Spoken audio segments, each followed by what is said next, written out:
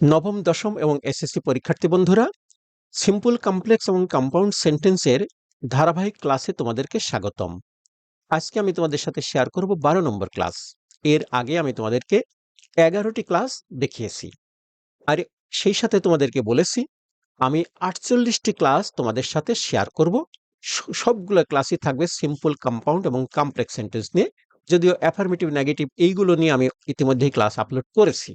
এই 48টি ক্লাস যদি তোমরা আমার সাথে থাকো, তোমরা যদি দেখো, তাহলে আমি তোমাদেরকে কথা দিতে পারি সিম্পল, কমপ্লেক্স, কম্পাউন্ডের মতো এই জটিল টপিকটি তোমরা খুব সহজে সমাধান করতে পারবে। তো চলো আমরা আজকের ক্লাসটি শুরু করি।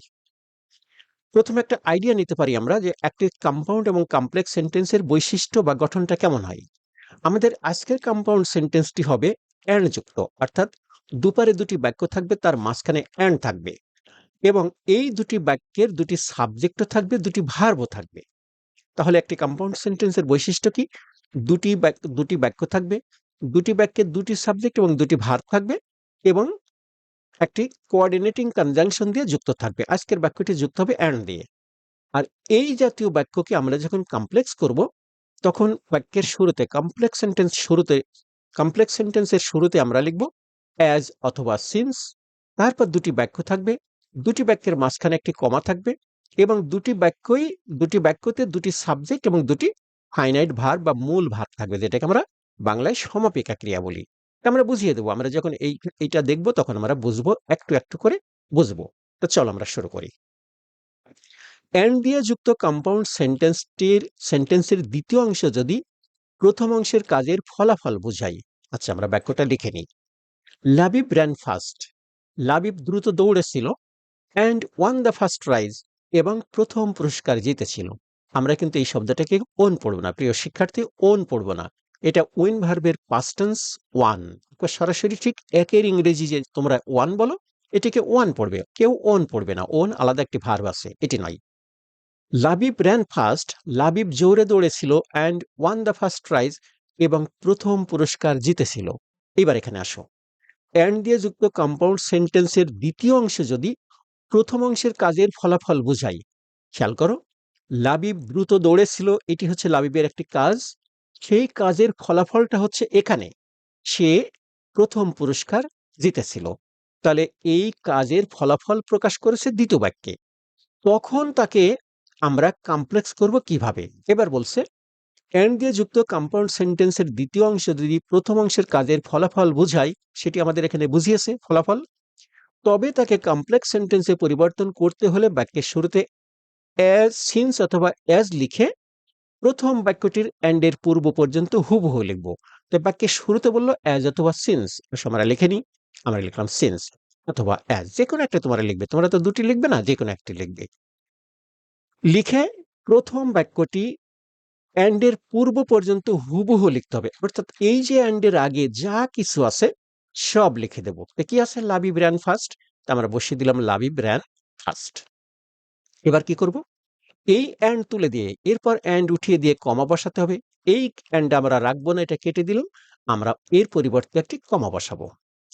পুনরায় দ্বিতীয় বাক্যের সাবজেক্ট লিখে এইবার এই বাক্যের সাবজেক্ট লিখতে হবে। প্রশ্ন হচ্ছে, এখানে তো সাবজেক্ট নেই, তাহলে এখানে লিখবো কেন?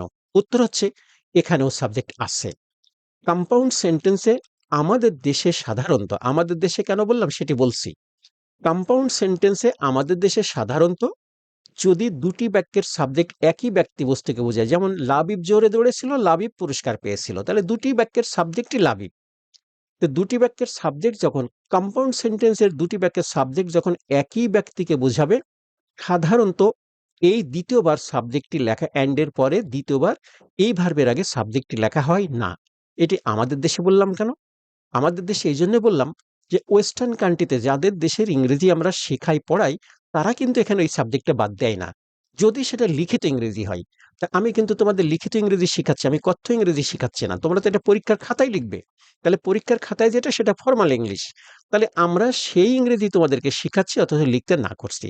কিন্তু ওয়েস্টার্ন কান্ট্রি, ওই ইংরেজরা সেটা করে না, ওরা কিন্তু এখানে সাবজেক্ট লিখে। এই জন্য বললাম আমাদের দেশে হলে এই সাবজেক্ট লিখবো না, তবে এইখানে যে সাবজেক্ট আছে সেটা কিন্তু আমরা কল্পনা করে নেব।